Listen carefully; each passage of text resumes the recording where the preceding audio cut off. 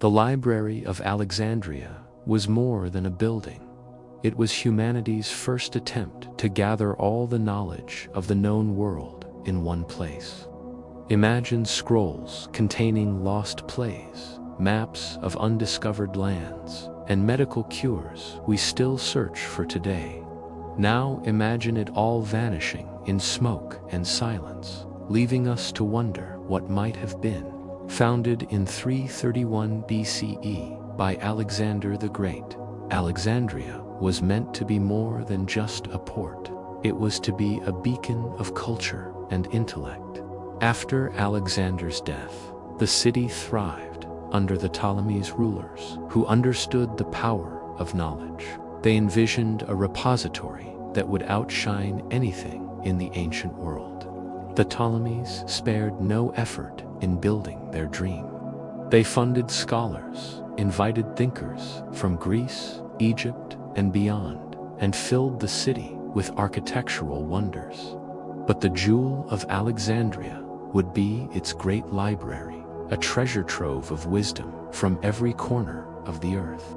Ships docking at Alexandria's busy port were searched for written material. Scrolls were taken to be copied, with the originals often kept and duplicates returned to their owners.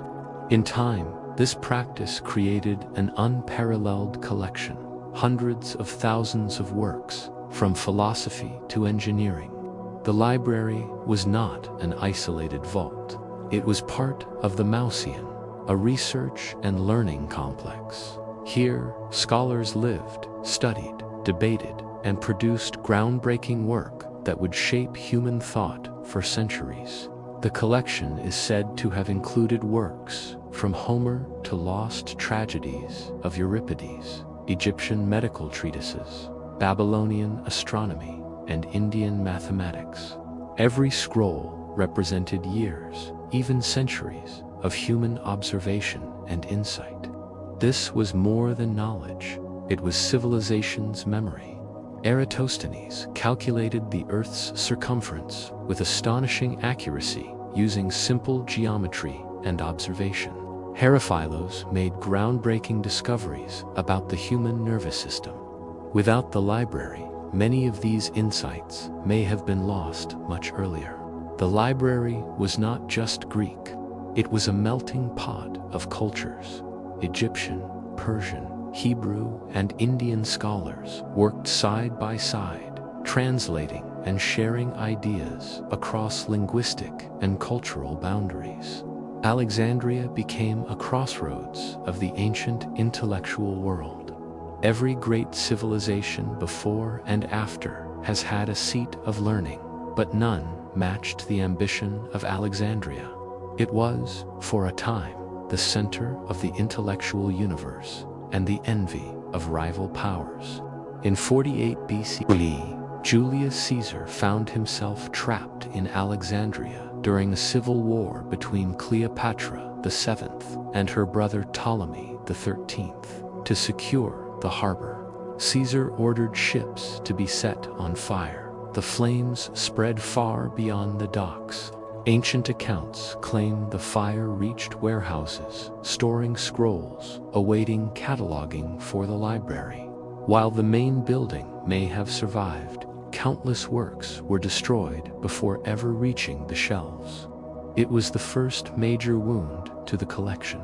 Some historians argue the loss was limited to documents stored near the port, but even so, these were valuable manuscripts from across the Mediterranean. For a library dedicated to completeness, any loss was a step backward. Though the library endured, the siege marked the beginning of its long decline. A center of learning that had seemed invincible now proved vulnerable to the chaos of war. In the decades after Caesar's siege, Alexandria remained a hub of learning. But the Ptolemaic dynasty was fading. Rome's influence grew, and with it came shifting priorities. Funding for the library declined as politics and military concerns took precedence. Roman rulers saw value in the library, but lacked the same obsession with expansion the Ptolemies had shown. Without consistent royal backing, the preservation and copying of texts slowed. Scrolls, made of fragile papyrus, required constant care. The intellectual community of Alexandria persisted, but the city's focus was changing. Commerce and political power began to overshadow cultural pursuits. Slowly, the golden age of the library dimmed. What had been a grand vision of universal knowledge was now at risk from neglect as much as from fire or war. In the ancient world, neglect could be as deadly as deliberate destruction. The Serapeum, a temple dedicated to the Greco-Egyptian god Serapis, served as an important branch of the library.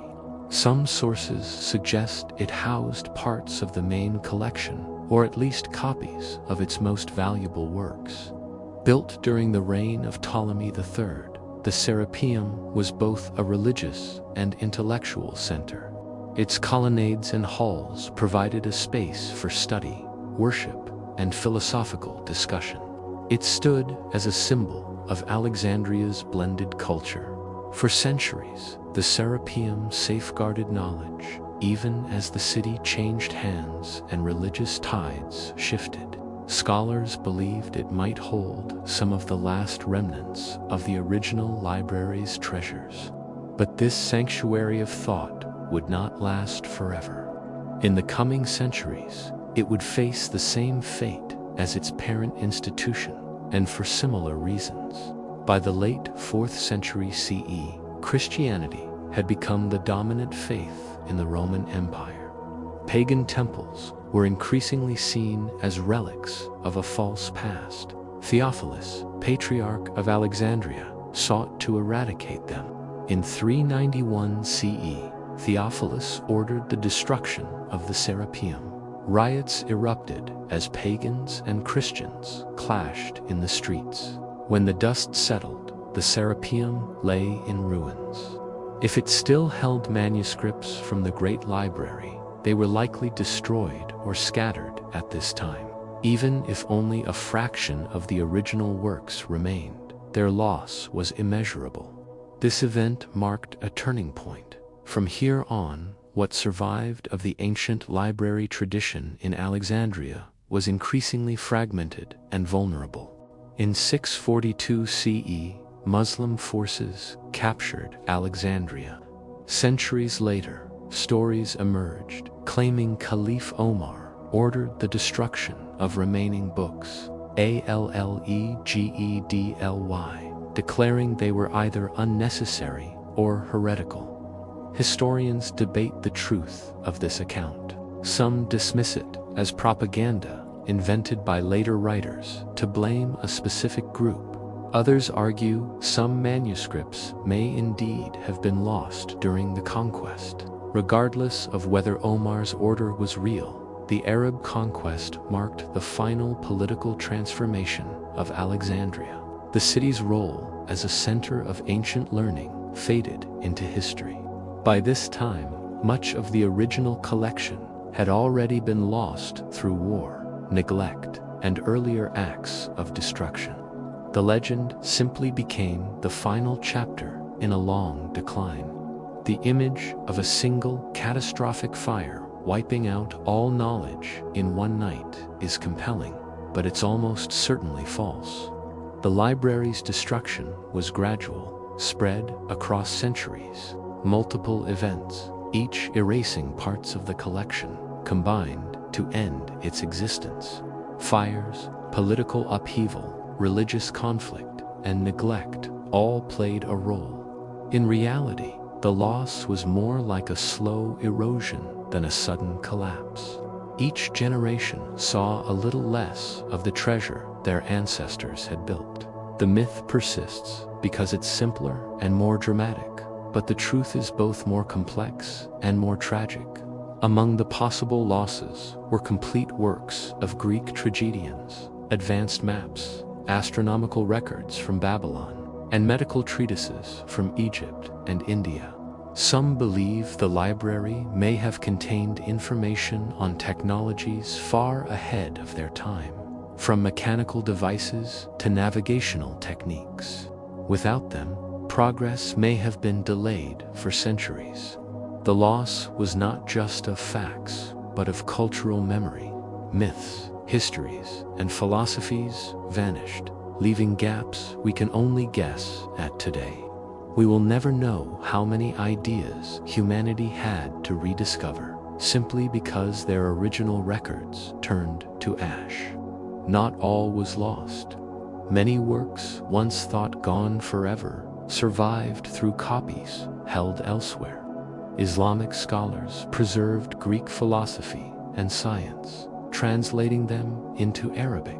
Later, during the European Renaissance, these translations found their way back to the West, sparking new waves of discovery. Some of the knowledge may have originated in Alexandria, copied and carried away before disaster struck. If so, the library's influence lasted far longer than its walls.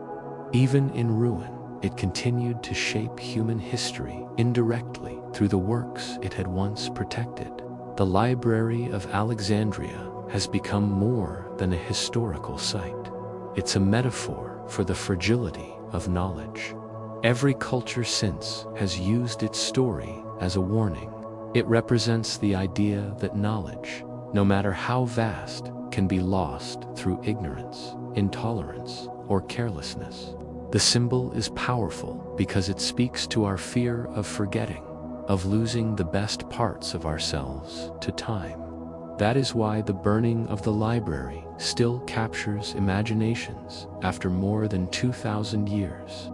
In 2002, Egypt opened the Bibliotheca Alexandrina, a modern homage to the ancient library, built near the site of the original. It aims to recapture the spirit of universal knowledge. Its striking architecture and massive digital archives signal a commitment to preserving information in the modern era. But it also serves as a reminder that the work of safeguarding knowledge is never finished. This new library stands as both a tribute and a challenge to protect what we learn for the generations yet to come. Today, information is stored in vast digital networks rather than papyrus scrolls. Yet, digital data is just as fragile, vulnerable to cyber attacks, censorship, and technological obsolescence. The story of the library warns us not to take preservation for granted. Knowledge must be actively maintained, backed up, and shared. Just as the Ptolemies sought to collect every text in the world, we now face the task of protecting every byte of our shared digital heritage. If we fail, future generations could face their own Library of Alexandria moment. The library's history teaches us that knowledge is political. What is preserved or destroyed often depends on who holds power.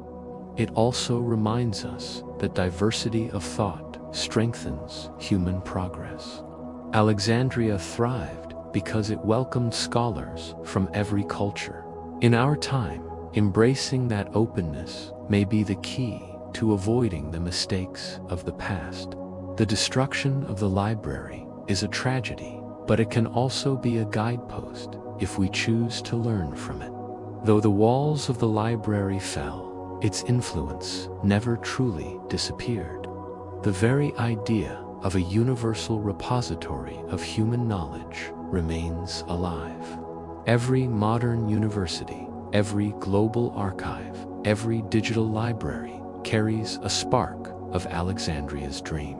Perhaps that is the final truth, that while books can burn, ideas can survive if we choose to carry them forward. The Library of Alexandria is gone, but its story endures. As warning, inspiration, and mystery, we may never know exactly what was lost, but we can ensure that the spirit of preserving knowledge lives on. If you have watched until now, you are part of that mission. Like this video, to help keep history alive. Subscribe for more deep dives into the past. And remember, the greatest tragedy is not losing knowledge, but failing to protect it.